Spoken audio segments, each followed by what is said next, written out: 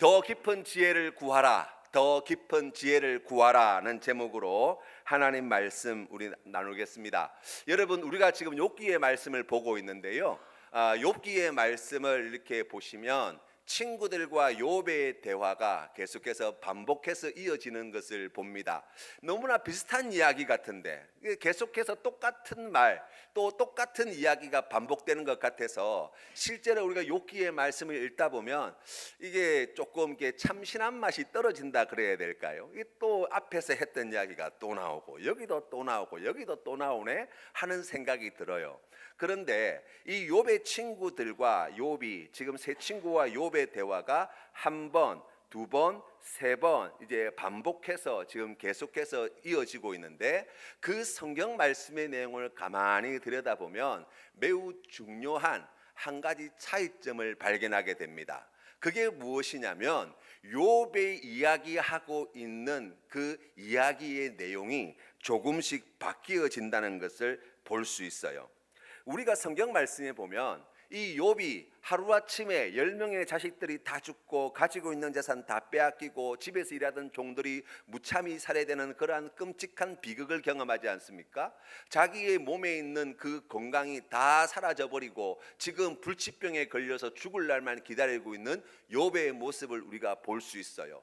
그런데 그와 같은 고난이 닥쳤을 때에 욥이 제일 먼저 보여주었던 반응이 무엇인가? 성경 말씀을 찾아보면 욥은 이렇게 이야기합니다. 내가 알몸으로 나와서 알몸으로 돌아간다라는 거예요. 뿐만 아니라 주시니도 여호와시요 거두시니도 여호와시니 여호와의 이름이 영광을 받으실지어다 이렇게 이야기합니다. 뿐만 아니라 우리가 하나님께 복을 받았은즉 화도 받지 아니하겠느냐. 생각해보면 이와 같은 욥의 목소리를 들으면 우리 마음 가운데 어떤 생각이 들어요? 욥이 얼마나 귀한 믿음의 사람인가.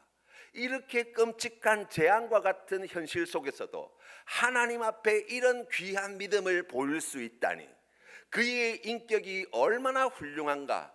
생각해보면 인간적으로 여러 가지 생각해보면 서운한 것이 분명히 있을 것이고 힘든 자리가 있을 텐데도 불구하고 하나님 앞에 이렇게 귀한 고백을 드릴 수 있다니, 그와 같은 신앙의 모습이 우리의 신앙의 목표점이 되어야 하지 않겠는가라는 생각을 한단 말이에요. 그런데 여러분, 곧장 그 다음 장을 넘어가 보면 3장 말씀부터 욥의 고백이 바뀌어지는 것을 볼 수 있어요. 성경에 보니까 욥은 이제 3장부터 시작하여서 자기의 생일을 저주하기 시작합니다.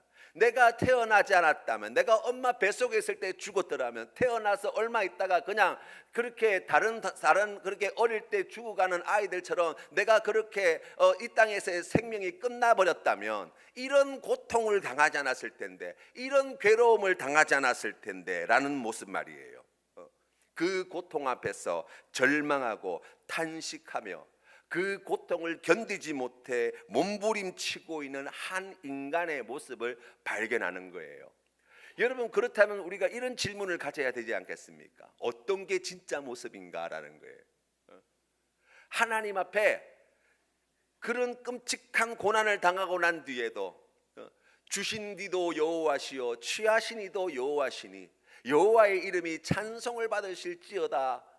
하나님이 나에게 복을 주셨으니 화를 주시는 것도 당연한 것이 아니냐라고 고백했던 그 모습이 진짜 욥의 모습입니까? 아니면 내가 괜히 태어나가지고 내가 그때 죽었더라면 이런 고통을 안 당할 텐데 그렇게 탄식하고 후회하고 절규하고 있는 욥이 진짜 욥의 모습인가요? 우리가 생각해보면 가장 인간적인 모습이기도 한 그와 같은 탄식과 절망과 그 고통을 견디지 못해 몸부림치는 그 모습이 욥이 가지고 있는 진면목이라고 이야기할 수 있어요. 그러다가 친구들과의 대화가 이어집니다. 이 친구들과의 대화가 이어지면서 욥의 태도는 또 달라집니다. 그전에는 후회하고 탄식하고 절망하는 욥의 모습이었다면 이 친구들과 대화를 이어가면서 욥은 투사가 됩니다. 맹렬히 싸우기 시작합니다. 논쟁하기 시작합니다. 그러면서 이렇게 이야기합니다. 내가 하나님께 이런 끔찍한 고통을 당할 만한 죄를 지은 적이 없다는 것입니다. 나는 의롭다는 것입니다. 나는 정당하다는 거예요. 나는 하나님께 이런 고통을 당할 만한 잘못을 저지르지 않았다는 거예요. 왜 그렇게 이야기하게 됩니까? 욥의 친구들이 한 말, 우리 하나님이 얼마나 선하신 분인데 괜히 이런 고통을 주시겠나. 하나님은 악한 자에게 벌을 주시고 착한 사람한테 복을 주시는 분이신데 네가 지금 벌을 받고 있는 걸 보니, 고통을 당하고 있는 걸 보니 하나님 앞에 네가 뭔가 잘못한 것이 있는 것이 아니냐라는 이야기를 듣는 순간 욥의 태도가 그렇게 투쟁적으로 바뀌어가는 거예요. 나는 아니라는 거예요. 나는 그런 잘못을 한 적이 없다는 거예요. 왜 내가 이런 고통을 당해야 되는지 나 이유를 모르겠다는 거예요. 내가 하나님 앞에 나는 정당하고 나는 의롭다고 스스로를 주장합니다.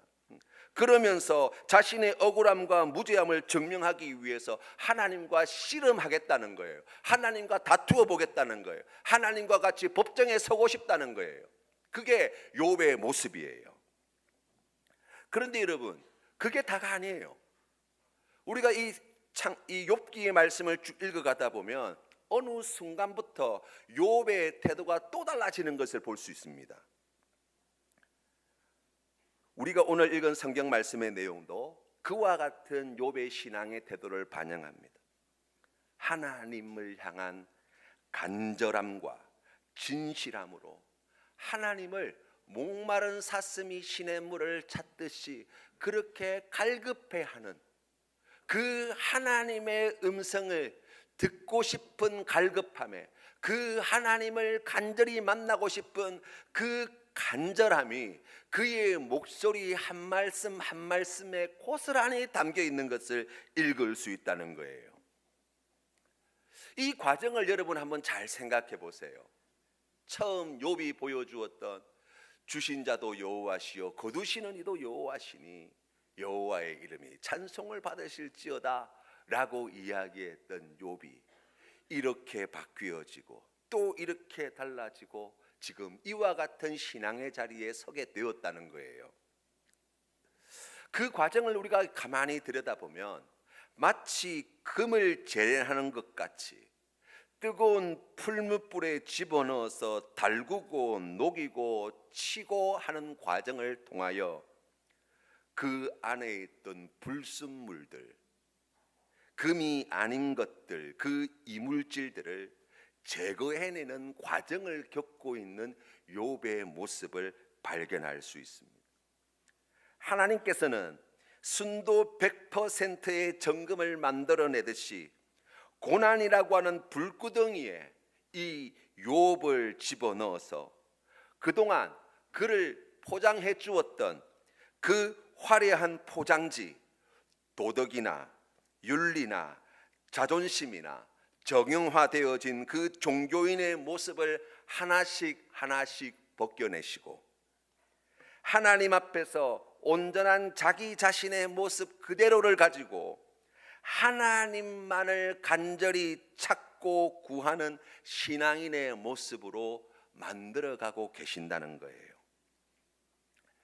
여러분, 예수 믿으며 살아가면서 가장 행복할 때가 언제입니까? 잘 될 때 아니에요? 하는 일이 잘 되고 자녀가 잘 되고 일이 뜻대로 잘 풀려서 성공하고 또 원하는 것을 차지하고 좋은 것을 누리고 그렇게 되어지면 우리가 신앙생활하기가 얼마나 쉽습니까? 하나님의 은혜입니다. 하나님이 복 주셔서 그렇습니다. 하나님이 지켜주셔서 그렇습니다. 우리 하나님께서 인도해 주셔서 그렇습니다. 저는 아무것도 한 것이 없습니다. 다 하나님이 하신 것입니다. 여러분, 우리가 만면의 얼굴에 미소를 띄우면서 우리가 이와 같은 고백을 가지고 신앙생활을 할 수 있잖아요. 우리가 하나님의 살아계심과 그 은혜를 이야기하기가 얼마나 쉽습니까? 봐라, 하나님이 내 인생에 이런 복을 주셨다, 이런 은혜를 주셨다, 이렇게 잘되게 해주셨다. 그러니 당신도 하나님 잘 믿으면 나처럼 될 수 있다, 이런 이야기들 말이에요. 그런데 여러분, 우리가 살아가면서 예수를 믿고 신앙생활을 하게 되어질 때 그러한 때가 없는 것은 아니지만 우리의 삶의 현실은 내 뜻대로 될 때보다 내 뜻대로 되지 않을 때가 훨씬 많다는 것을 경험하잖아요. 우리가 이해하지 못할 여러 가지 고난들이 마치 끊임없이 밀려오는 파도처럼 걷잡을 수 없이 계속해서 찾아오는 것을 경험합니다. 한 문제를 어렵게 해결하고 나면 또 다른 근심거리, 걱정거리, 염려거리가 찾아옵니다. 한 어려움 고비를 넘기고 나면 또 더 큰 어려움과 시련과 고비를 만날 때가 얼마나 많은지 모릅니다. 그런데 여러분, 문제는 뭐예요? 신앙생활하면서 우리한테 그런 어려움이 찾아오잖아요.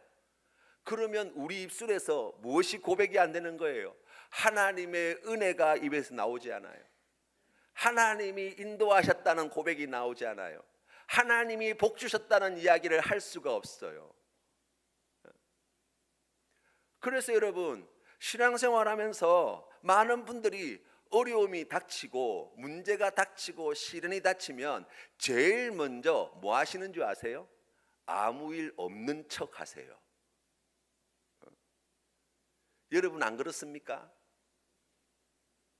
오늘 이 예배당에 나올 때 여러분의 마음이 어떠셨어요?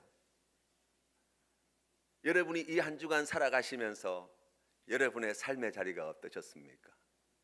괜찮으셨어요? 힘들지 않으셨어요?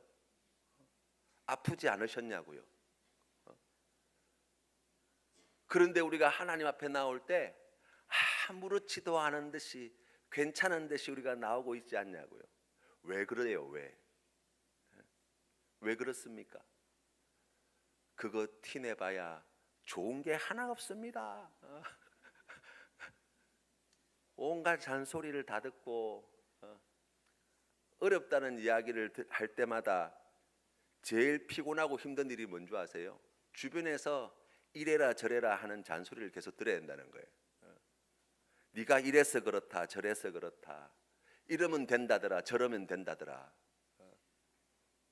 지금 내가 얼마나 큰 고통과 아픔을 겪고 있는지 전혀 이해하지 못하는 사람들의 그와 같은 말, 물론 걱정해서 하는 말이지만 그게 우리의 신앙의 자리에 하등 도움이 되지 않을 때가 얼마나 많냔 말이에요. 처음에는 믿음으로 한번 버텨보려고 합니다. 욥처럼 말입니다. 그래, 하나님 뜻이 있겠지. 하나님께서 이 일을 통해서 뭔가 좋은 일들을 만들어 가시겠지. 하나님께서 이것을 통해서 나를 연단하시겠지. 그래서 나를 정금처럼 만들어내시겠지. 우리가 기른 믿음의 고백을 가지고 버텨봐요. 그런데 여러분, 그것도 며칠이에요. 조금 지나면 어떤 생각이 듭니까? 욥과 같이 후회하는 마음이 찾아와요. 내가 그때 그렇게 하지 말았어야 됐는데, 내가 그때 그렇게 했었어야 됐는데, 내가 그때 그 말을 들었어야 됐는데, 내가 그때 그런 선택을 하지 말았어야 됐는데, 이런 온갖 후회들이 끊임없이 밀려옵니다. 그러면서 스스로를 자책하지요. 내가 왜 그랬나? 내가 왜 그랬나? 그러다가 조금 시간이 지나면 어떻게 돼요? 이제 그게 하나님을 향한 원망으로 바뀌어요. 왜 접니까? 왜 접니까? 세상에 이 많은 사람 가운데 왜 나한테 이런 일이, 왜 나한테 이런 고통이 찾아오냔 말이에요. 우리가 하나님께 그와 같은 고백을 드릴 때가 얼마나 많은지 몰라요. 초등학교를 다니다가 중학교로 올라가면 많은 게 바뀌어요. 지금도 제가 생각나는 게, 제가 중학교 처음 학교에 갔을 때가 생각이 나요. 1학년으로 가는 거잖아요. 2학년, 3학년 형들이 너무나 커 보이고 학교 분위기는 너무나 삭막하게 느껴지고 선생님들은 너무나 무섭게 보이더라고요. 겁이 잔뜩 나고 온몸이 긴장이 되는 것을 경험하게 되어집니다. 그런데 여러분, 중학교 3년의 시간을 보내고 난 뒤에 고등학교를 가잖아요. 중학교 때는 또 아무것도 아니더라고요. 고등학교 때는 더 큰 애들, 더 무서운 친구들이 많고요. 선생님들 저희 때만 하더라도 막 몽둥이 들고 다니면서 애를 두들겨 패는 것 같다가 보통 그렇게 했었으니까 학교 생활하는 것이 이게 막 생존을 위해서 몸부림을 쳐야 되는 것처럼 느껴지기도 했었어요. 그런데 여러분, 고등학교 학창 생활이 힘들다 하지만 여러분, 고등학교 때 그때 지나고 난 뒤에 사회생활 시작하면 어떻습니까? 고등학교 때가 편했지 라고 생각이 들지 않으세요?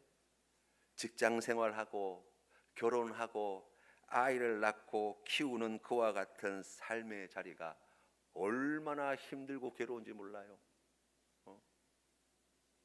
그래서 아이들이 공부하라고 말 안 듣고 농땡이 치면 그래서 잔소리 하는 거 아니에요. 뭐 아쉬운 게 있다고. 밥 다 해줘, 학비 다 대줘, 용돈 다 줘, 공부하라고 방 만들어줘, 학원 다 보내줘. 니는 가만히 앉아가지고 공부만 하면 되는데 그게 뭐 힘드냐 뭐. 네가 한번 돈 한 번 벌어봐라 이런 생각이 드시잖아요. 그런데 우리도 그때 그렇게 힘들었다고요. 그 시간이 지나고 난 뒤에 끝날 줄 알았더니 더 큰 어려움과 고통과 고난이 밀려오더라는 거예요. 생각해보면 예전이 좋았다 싶은 생각이 듭니다. 그런데 여러분, 달리 생각해보자고요. 그래서 평생 중학생으로 살고 싶으세요? 평생 고등학생으로 살아야 됩니까? 평생 대학교에 머물러 있어야 되는 거예요? 아니요. 그렇게 살 수는 없는 거예요. 초등학교 과정을 마치면 중학교의 과정으로, 중학교의 과정이 마치면 고등학교의 과정으로, 고등학교의 과정을 마치면 대학으로, 대학의 과정을 마치면 사회생활, 직장생활로, 그러면서 결혼생활로 자녀를 낳으면서 양육해 나가는 그와 같은 삶을 살아가는 것이 힘들고 어렵지만 그 과정 하나하나가 어느 것 하나 그냥 넘어갈 수 없는 과정이긴 하지만 그것이 힘들다고 해서 과거에 머물러 살아갈 수는 없다고요. 그게 우리의 삶의 현실이지 않습니까? 중학교 때는 어른들이 쉬워 보입니다. 직장 생활할 때는 사장님이 편해 보여요. 어릴 때는 연예인 생활이 재밌어 보입니다. 부목사일 때는 담임 목사가 편해 보이더라고요. 그런데 여러분, 살아보면 알죠. 그렇지 않다는 걸 말입니다. 고난이라고 하는 것은 사실 우리가 그 원인을 다 헤아릴 수가 없습니다. 그 모든 걸 다 설명할 수 없습니다. 왜 나에게 이런 일이 일어났는지 다 이해할 수 없습니다. 그러나 욥기의 말씀을 통해서 우리가 깨닫게 되어지는 한 지점이 있습니다. 그것은 고난이 우리에게 닥쳐왔을 때 주신 자도 여호와시요 취하신 자도 여호와십니다라고 폼 잡고 넘어갈 수 있는 삶이 아니라는 거예요. 그렇다고 해서 스스로를 자책하고 후회하는 것으로 이 고난을 버텨낼 수도 없다는 거예요. 그렇다고 해서 하나님 앞에 원망하고 불평하고 남 탓한다고 해서 해결되어질 일도 아니라는 거예요. 이 고난은 우리의 삶을 바쳐서 감당해야 내고 살아내어야 할 일이 되어진다는 거예요. 우리 인생에서 일어나서는 안 되는 일이 일어난 것이 아니라 재수가 없어서 운이 나빠서 나에게 다가온 일이 아니라는 것입니다. 욥기의 말씀을 통해서 우리가 깨달아 알게 되어지는 것이 무엇입니까? 이 고난이야말로 하나님이 지금 내 인생을 가만두지 않고 만들어가고 계시다는 증거가 되어진다는 거예요. 이 고난이야말로 지금 하나님이 그 어느 때보다 나와 가까이 하고 계시다는 표가 되어진다는 거예요. 욥을 보세요. 나에게 복 주신 분이 하나님이시니 화를 주실 고난도 있지 않겠느냐라고 점잖게 그 고난을 버텨보려고 했지만 그걸로 되지 않습니다.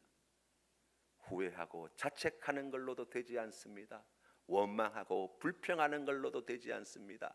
놀랍게도 하나님께서는 이 욥의 신앙의 자리를 그와 같은 외식의 자리에서, 후회의 자리에서, 원망과 불평의 자리를 지나 이제 극심한 고난 속에서 그의 모든 관심과 그의 모든 생각과 그의 모든 삶을 하나님께 초점 맞추게 만들어 놓으셨다는 거예요. 이사야서 48장 10절 말씀에 하나님께서는 이렇게 말씀하십니다. 보라, 내가 너를 연단하였으나 은처럼 하지 아니하고 너를 고난의 풀무불에서 택하였노라. 나는 나를 위하여 이를 이룰 것이라. 어찌 내 이름을 욕되게 하리요 내 영광을 다른 자에게 주지 아니하리라. 아멘. 예수님을 믿고 난 뒤에, 우리가 하나님의 자녀가 되고 난 뒤에 우리의 삶의 현실을 바라보는 다른 시각을 갖게 되어지는데, 이와 같은 고난과 고통의 자리가 하나님께서 주신 이 말씀을 통하여 새롭게 해석되어지는 것은 바로 하나님이 이 시간을 통하여서 우리를 연단하시고 우리를 훈련시키시고 우리의 이 귀한 믿음의 삶을 통하여서 하나님의 영광을 깨어진 질그릇과 같은 우리의 인생 가운데 담아내시며 이 모든 것을 하나님이 자기 자신을 위하여 이 모든 일들을 지금 행하고 계시다고 말씀하고 계신 거예요. 그래서 여러분, 로마서 5장 3절 말씀에 다만 이뿐 아니라 우리가 환난 중에도 즐거워하나니. 아니, 어떻게 우리가 고난 가운데 기뻐할 수 있습니까? 우리가 어떻게 고난 가운데 감사할 수 있습니까? 우리가 어떻게 고난 가운데 하나님께 예배 드릴 수 있습니까? 라고 이야기할 때 이 사도 바울은 환난 중에도 즐거워하나니, 이는 환난은 인내를, 인내는 연단을, 연단은 소망을 이루는 줄 알미로다. 아멘. 우리 하나님께서 우리를 어떻게 만들어 가신다고요? 이 환난을 통하여서 우리를 인내의 사람으로, 하나님의 그 구원의 때까지 그 귀한 믿음을 지켜가는 귀한 삶으로, 우리를 연단의 자리로 우리의 신앙의 불순물들과 이물질들을 제거하여 하나님께서 기뻐하시는 순도 높은 믿음의 사람으로, 뿐만 아니라 이 연단은 우리에게 약속하신, 이루시기로 작정하신 그 모든 일들을 믿음으로 받아들여 소망 가운데 살게 하여 주시는 은혜, 그 귀하신 믿음의 자리로까지 우리를 인도해 내실 것을 약속합니다. 그러면서 이렇게 이야기합니다. 소망이 우리를 부끄럽게 하지 아니함은 우리에게 주신 성령으로 말미암아 하나님의 사랑이 우리 마음에 부은 바 됨이니. 하나님이 우리에게 작정하시고 계획하시고 준비하신 그 일을 우리 아버지 하나님께서 자기 자신을 위하여 자신의 이름을 걸고 반드시 이루어낼 것을 약속하신 보증수표가 무엇입니까? 바로 성령 하나님이 우리 가운데 함께 하신다는 거예요. 욥기 28장의 말씀에 보시면 금광이나 은광이나 철광석을 캐는 탄광의 이야기가 나옵니다. 여러분, 이것은 매우 놀라운 이야기예요. 왜냐하면 이 욥기서는 성경 66권 가운데 가장 먼저 쓰여진 책으로 알려져 있습니다. 시간적으로 보면 지금으로부터 약 한 3,500년에서 4,000년의 시간적인 차이를 두고 있는 책이에요. 지금과 같이 도구들이나 장비들이나 기술이 발달했을 때가 아니에요. 여러분, 지금으로부터 3,500년 전에 은을 캐기 위해서 탄광을 만들어서 거기에 갱도를 파고 들어가는 작업을 한다고 생각해 보세요. 이게 보통 일이 아니에요. 금을 캐기 위해서 사람들이 그와 같은 수고를 할 때 땅속 밑에 상태가 어떤지 모른 채 그 일을 하는 것과 마찬가지예요. 장비나 기술이 충분치 않습니다. 모든 에너지와 모든 기술과 모든 노력들을 다 갖다 바쳐야 할 수 있는 일이에요.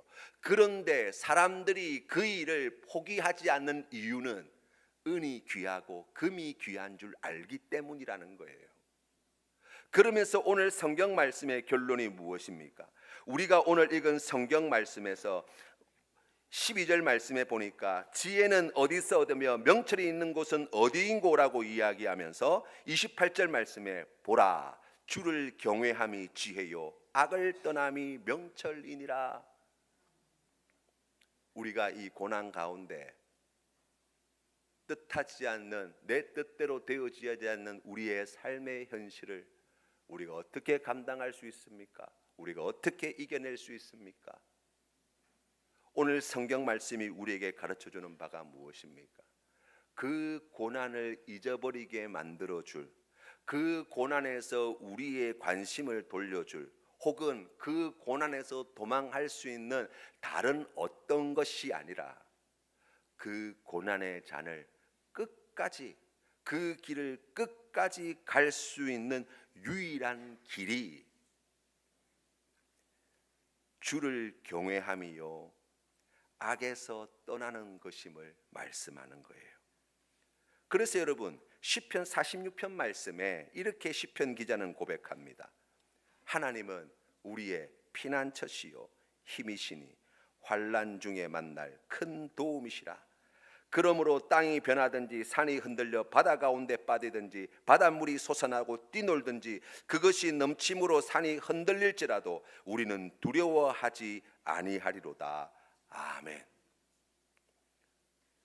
이 고난을 이겨갈 수 있는, 견뎌낼 수 있는 더 깊은 지혜가 하나님께 있습니다. 하나님께 집중하고 하나님의 말씀에 귀 기울이고 하나님의 뜻에 순종하며 하나님을 두려워하고 하나님께 영광 올려드리는 귀한 믿음의 삶을 살아가는 것. 우리의 마음과 생각과 관심과 삶의 전부를 하나님께 초점 맞추게 되어질 때 우리 아버지 하나님께서 고난 가운데 있는 우리의 인생을 붙잡으시고 인도해 주셔서 마침내 우리가 기대하고 소망하고 믿는 바 그 모든 것을 이루어내시는 그 복된 자리로까지 인도해 주심을 약속하십니다. 사랑하는 성도 여러분, 어려움이 다가왔습니까? 지금 큰 고난 가운데 처해 있습니까? 내 뜻대로 일이 되어지지 않아서 걱정하고 계십니까? 그것 때문에 마음이 너무나 힘이 드십니까? 지금 하나님이 여러분의 인생을 만지고 계신다는 표시입니다. 이때를 어떻게 견딜 수 있습니까? 다른 길이 없습니다. 다른 걸로 대신할 수 없습니다. 다른 사람이 대신할 수도 없습니다.